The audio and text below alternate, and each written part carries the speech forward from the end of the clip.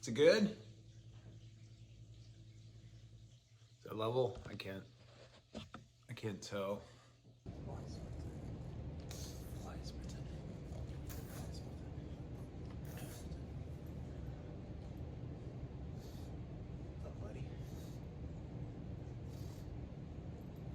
Wailing. Good hours. Ready to go?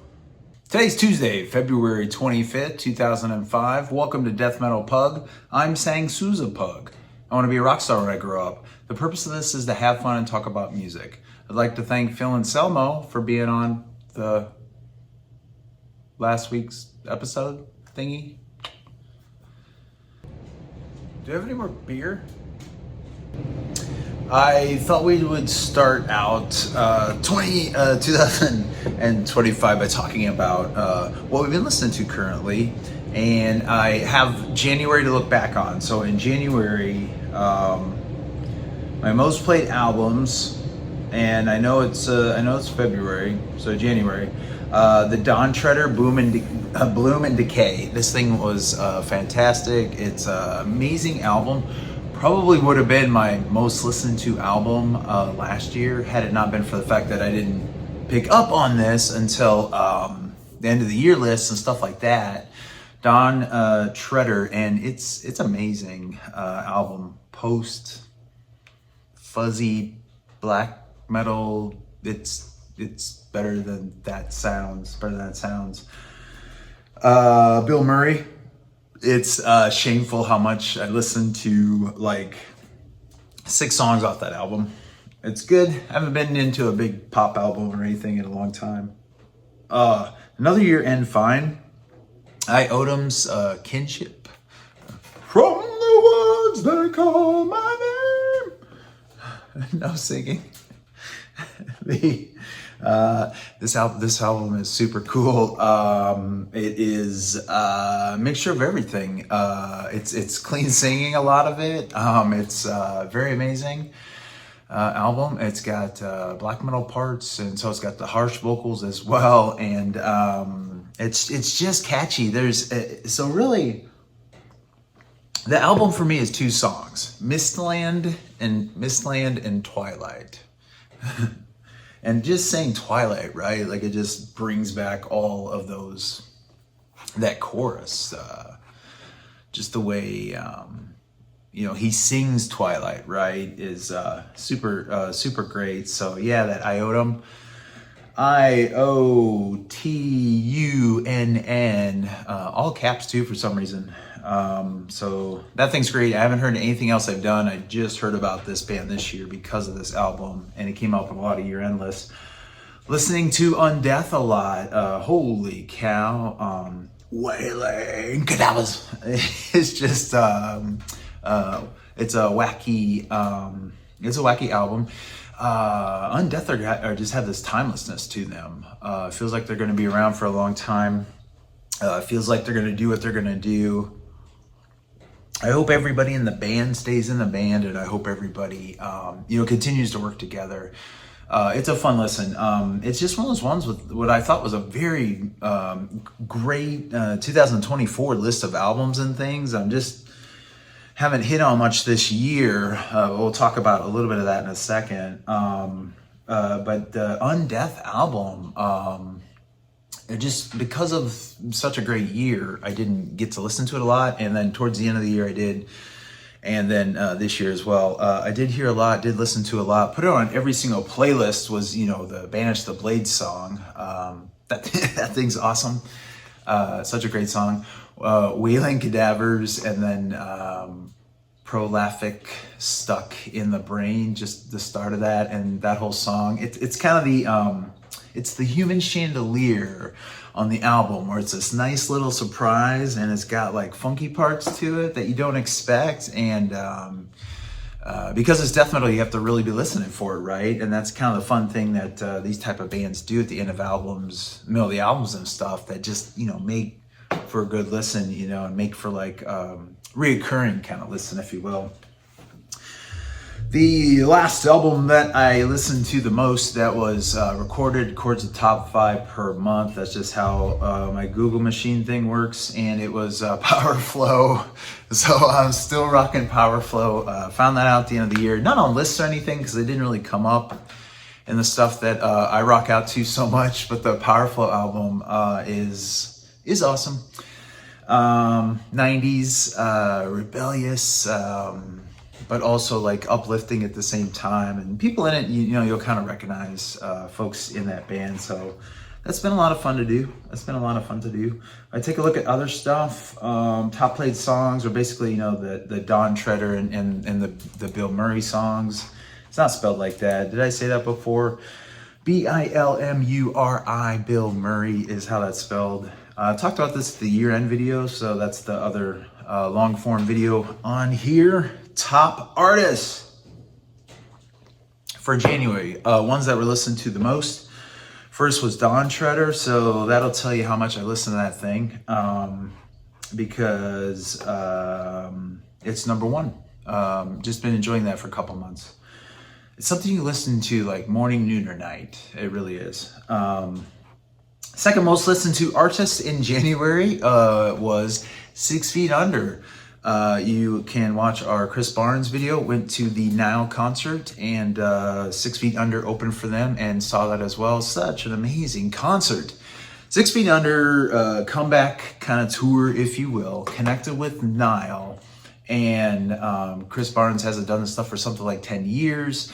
Sounded amazing. His voice is different. It's more powerful. It's incredibly interesting. It just, you kind of get like, oh my gosh, I kind of get like, you can't capture it quite. All old stuff that was done. I needed to get refreshed with 6 Feet Under. That's all it amounted to. So it was like the 30th anniversary of the Haunted album tour, right? Again, we have that video with the short, kind of an interesting tidbit about the concert when they rolled through in Joliet, Illinois. So in listening back to the songs, like the Haunted, I definitely were familiar with those.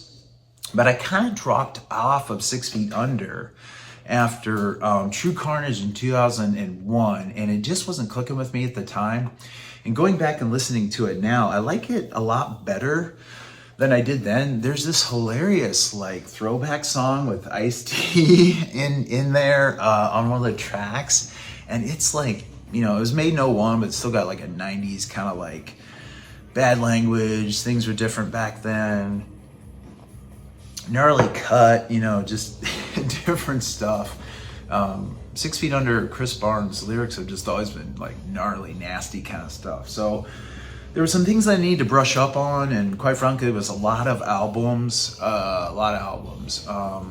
know a lot has been said about Chris Barnes and 6 Feet Under, but I just think he got caught up in an insecure moment on one of those like panels, committees or something things, and said some dumb stuff. I think he probably then kind of, you know, lashed out or was trying to be cool or sarcastic or something, you know, and then people were pretty rough on the last few albums, right? So not defending the quality of those albums, just saying this is like an original, a true OG, right? And he's a lifer. He's never really stopped. He's only done this. He's doing things to survive now, right? We see different stuff, but he is a lifer and still deserves you know, quite a bit of respect. So, you know, that's why we're talking about him. I had to brush up on this band, 6 Feet Under, and that's why it showed up on my second most listened to artist. It didn't have a particular album, but, you know, it was an artist. And for this one, I cheated, looked up the set list, and had to get caught up, you know, that way kind of thing. I don't think they played a song past 2005. Half the set was probably the Haunted album, and Revenge of the Zombies off that second album. Those are the only two albums I really remember from them, you know. Then there's certain other like kind of fun, different, you know, different like cuts and stuff too. Bill Murray was the third most. We talked about that. Nile was the fourth. So Nile was the headliner, the opener at the concert that night with 6 Feet Under. great again. Seen them before. They were great again. Something seemed a little off. I can't quite put my finger on it. It feels to me like maybe Carl was sick. Seemed like a lot of the songs that he would use vocals on weren't there as much. It wasn't a deep cuts kind of set. It was they played the hits. They played the hits. Is what they did that night. So it was, just they did it, and it was good. They're really amazing at what they do, and they're geniuses. It sounded like a little bit of a vocal wear down, I would say, on not Carl but the other two a bit. It was like they just, they sound a little hoarse at times, like they weren't quite getting the notes and stuff. And so honestly, that night I think the crowd was more into 6 Feet Under, and just kind of doing that thing. We would like to make sure that everybody knows that this week's episode is sponsored by Reggie's. Please enjoy this information from Reggie. Why couldn't we just print it out? Looking for the ultimate live music experience in Chicago? Welcome to Reggie's, the city's premier venue for unforgettable concerts. Located in the heart of the South Loop. Is that right? Reggie's delivers electrifying performances from top touring acts and local talent across all genres. Did you write this? No, it's good. With an intimate stage, top-tier sound, and a rooftop bar boasting skyline views, every night at Reggie's is an experience like no other. Grab a bite, catch a show, and feel the energy of live music like never before. Visit reggieslive.com for upcoming events and tickets. Reggie's, where music lives. Are you gonna put the Reggie commercial in there? Okay. Yeah. I like Reggie's.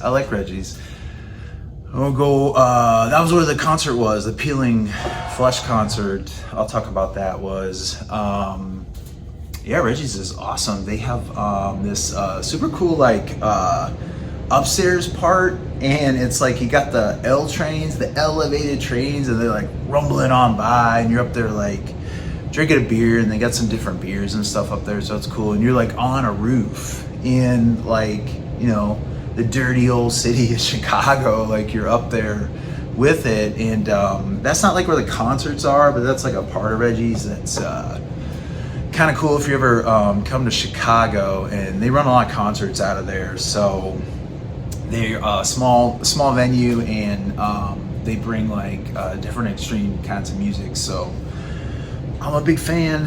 Go Reggie's. All right. Then the fifth most listened to artist for me in January was Iotum. So we talked about them earlier, and that was kind of what I've been jamming out, if you will.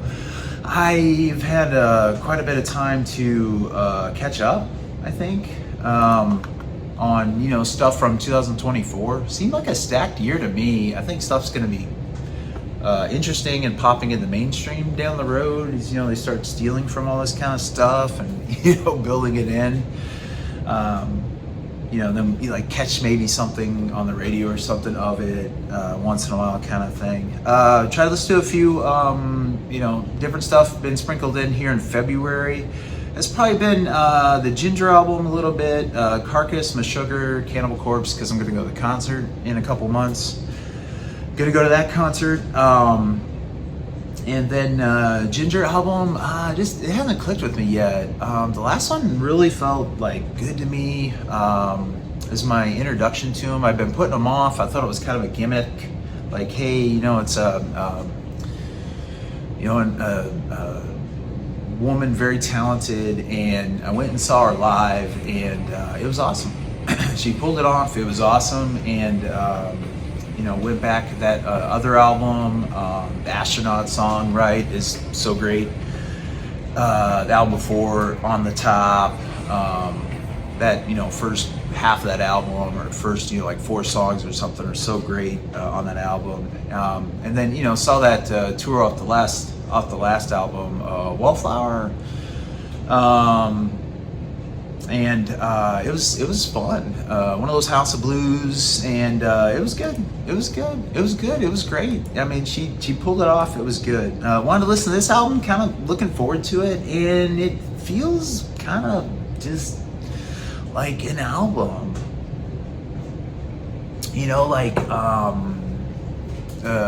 It's it's some music, and maybe I wasn't quite ready for certain aspects, and it seems to be a lot of bass slapping on this thing. So gotta check that out a little bit more.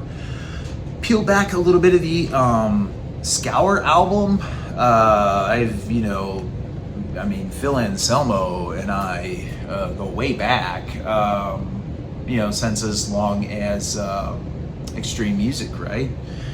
So been listening to all his side projects and things for years, from Superjoint to his own self-titled stuff and everything in between, right? So here we are at this, and dabbled in the EPs and stuff in the past, and just trying to get a lock on this Gold album, right? It's interesting. Sometimes it's like kind of like the chords or progressions or slickness of like an avant-garde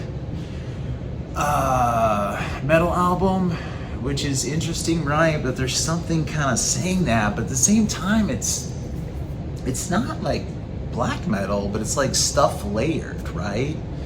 So he's had some of those like noise project things, but they've been kind of listenable to me.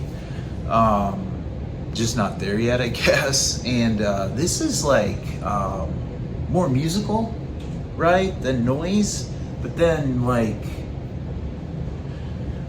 it's like a screen being laid on top of like a bush, right? Like things are kind of like meshing, but then some stuff's poking through and some stuff's like more uniform than others, and then part of it kind of like jabs at you. Does that make sense? But then there are very like very smooth parts, or almost like reoccurring movements where you kind of like, oh yeah, I look forward to that too. So the last big takeaway is just like Anselmo. That's Anselmo. That's his voice.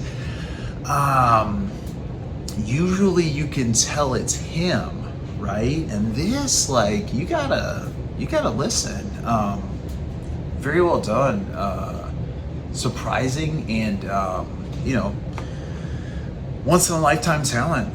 Quite frankly, once in a lifetime talent, Phil Anselmo, for sure. In upcoming episodes, we want to talk about, how to support bands. You can email me, deathmetalpug@gmail.com, deathmetalpug@gmail.com. Pose this question to Nate from Spirit Adrift, and tonight found out he answered the email. We won't have time to put information in this video about the response or anything, assuming we can pull that off, but that's kind of cool. So how can we support bands? Like, what is the deal? Being paid for electronic distribution of music, is it making money for them, right? So what is the best way to support a band? Is it merch? Is it going to the concert? Best way to support a band. So that's what we'd like to talk about in the future. And last thing, went to the Peeling Flesh and boarding concert last Friday. Went with a friend, saw some other friends there. It was really cool. It was a nice collection of like weirdos that I haven't seen for a long time. Like folks, like just all kinds of like just the banana costume and like a suit and tie and like a clown mask and just like so much fun stuff. Hopefully we can interject some things here. If not, oh well. We will just talk about it or show like some photos here. Or if we had the clips before, then we probably won't show the photos here. We'll just like keep it going because we had some of the, maybe we got some of the concert in there before to show you. So that's why we would put the like photos back in there. Ingested as well was on this tour, and it was a lot of fun. It was a lot of fun, right? So who filled in Exterminate or something like that? Stabbing was supposed to be there, but we got Exterminate. Knew that going in for some reason. I don't know. They had like Kevlar vest on for some reason. I got there when they were like on, so it was like really, I thought it was really packed, but it was just so much of like the pit being pushed. The circle was so big that it made it fill the back of the room. All the way where you're like coming in and getting ID'd and stuff like that. And so you were like, whoa, this place is like packed. But really it was just like that big hole. And it was there like the whole night. Ingested, never seen them before. Sounds different, sounds so much better than I think than the albums do. Just crazy, the syncopation, the like ability to do that stuff and to get it all synced up is just incredible, incredible. Peeling Flesh is different than it sounds on the album, especially the new one live, but it is great. It is great. You know, it's tough to go to something and kind of be ready for it and prepped. And, you know, you've been listening to it, and this is what I did. And this was a new band for me last year. And, you know, I think they're bringing legitimacy to this whole slam thing, right? And you know, you go and you have...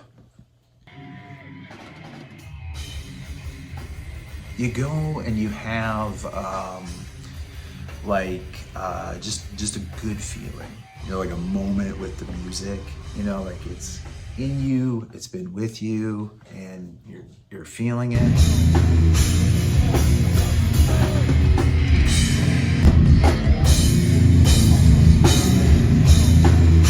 You're feeling it. You've been building up towards it, and it delivers. It delivers. So it was just a very excellent moment for me personally. Very cathartic. Just it's a movement kind of thing. I understand now why there is so much of this going on. I thought I was going to make a statement like this is the future, but it kind of feels like this is the present. And it's interesting. It's heavy music, it's different, it's got a growing appeal, but it's not going to be on the top 40 radio or anything like that, for sure. And then Aborted went, and seen them multiple times in the past. They did a good job. As you saw from 2024's album video, I did not connect with that last album. Which was really unexpected. I gave it a lot of tries. I just do not find the songs as interesting or good. I felt they were better live. This is the second time since this album's come out that I have seen them do it. The first time they did a lot. They did a few less songs than they did on the new album. And this one they had a much smaller set, I thought, lengthwise, and then half of it was the new album. I would say I just like the other stuff better. I've just liked it better. But they deliver. They were on point. Sven made the same kind of joke about coming to America and getting fat and eating all our food and stuff. And I'm not trying to be hypocritical. I just like, I've heard like kind of that joke before and stuff in the area. So I think he gets up here and enjoys the deep dish pizza or something. That's all I can think of for now. Thank you very much. Have a great day.